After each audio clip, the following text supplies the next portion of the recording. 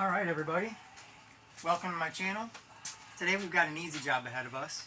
We're just going to remove the cover off of this TV.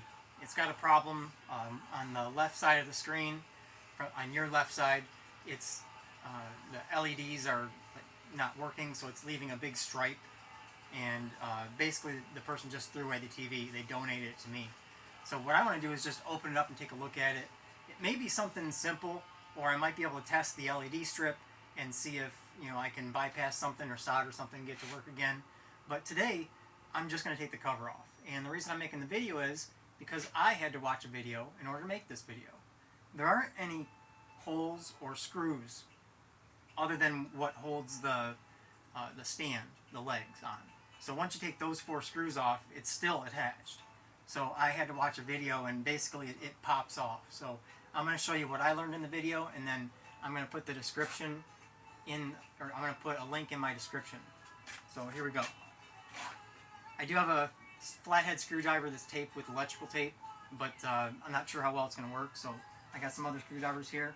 There's a small hole on each side on the bottom, and you can stick a small Phillips screwdriver or a flathead in that hole, and that's where you start to release the cover.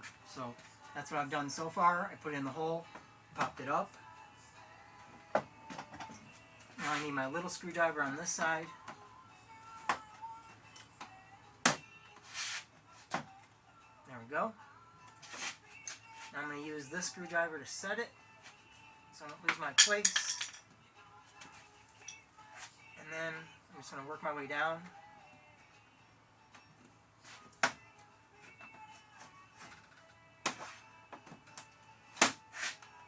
Once I get underneath the lip, I can kind of slide it. And then there might be a couple spots where it won't release. I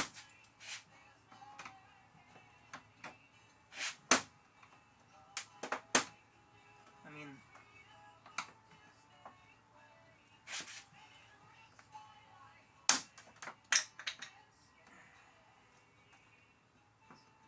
it's a little tougher than it looks, guys. My concern is I don't want to break it. Okay. There we go. It's a lot more flexible than it looks. But still.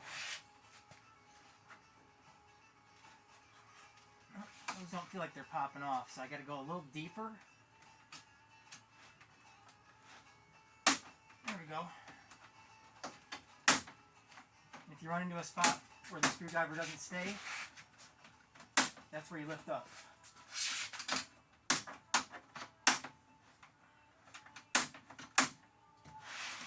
And this is real time, guys. I didn't practice this. I didn't try before I started. You can see I'm struggling a little bit because I'm learning as I go. I wanted you to see the whole process. So, I started right where the video started, and I'm just working my way down. Like I said, I'll put a link to that video that I watched in the description. It's a little bit different from my video, but he probably knows more than I do about that TV. Who knows? I never claimed to be a professional anything except installer. I am a professional installer and technician, but I better pay attention to what I'm doing.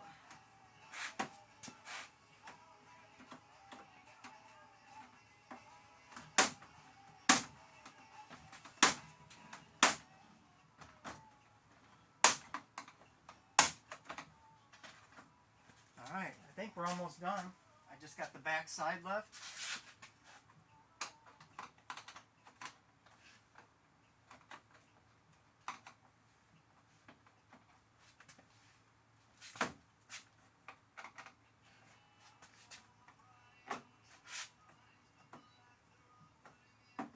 See if I can use the big screwdriver again.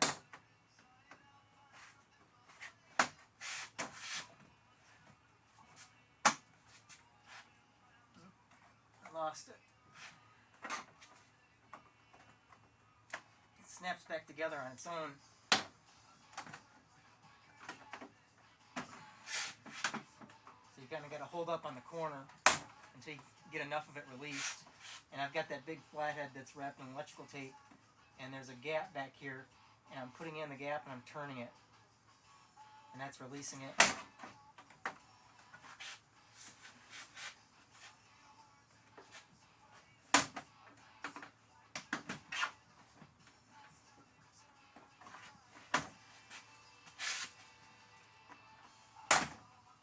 Alright, that must have been the last one.